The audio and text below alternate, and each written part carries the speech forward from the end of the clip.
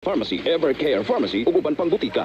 Unilab quality yan. Mahalagang paalala, ang Herba Strong ay hindi gamot at hindi dapat gamitin paggamot sa lumang uri ng sakit. Ako si Joan Gantalaw. Paray na tong sawaan ang mga balitang makaapekto sa atong katilingban o komentaryo nga tinud-anay ug mahinungdanon. Tinud-anay kaming mo serbisyo kaninyo ug maghatod sa mga balitang way gidapigan, way gipanalipdan, kaniadto ug karon. Serbisyong totoo. Kami ang Super Radyo!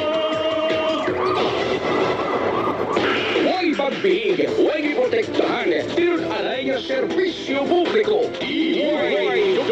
Super Radyo Cebu sa 999 kHz. Nagsibiyali ka sa harang nakbayan sa Sugbo sa kusog 10,000 watts. Nagpula sa balita o komentaryo. Ito ang balita.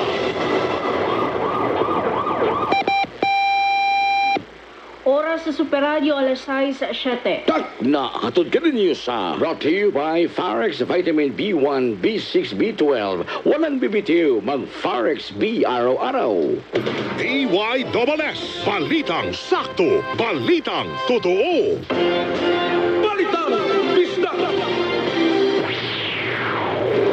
Kini ang maganda kong balita sa Balitang Bisda karong Hunyo 17 adlaw Miyerkules.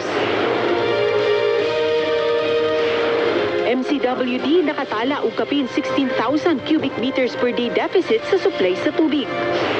3 anyos nga batang lalaki patay sa sunog sa Argao. Lalaki na angol human madasmagi sa motorsiklo sa Lapu-Lapu City. Ug 11 ka mga kawani sa Lapu-Lapu City Hall nga nagserbisyo sulod sa 20 ka tuig gipasidunggan. Kini ang GMA Regional TV, Balitang Bisda.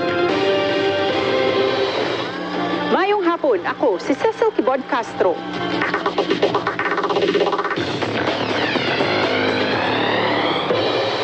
Nadangat sa Tambalanan ang 58 anyos nga construction worker human madasmagi sa usa ka motorsiklo nga gimaneho sa usa ka 21 anyos nga lalaki. Si Juan Mirundina sa report.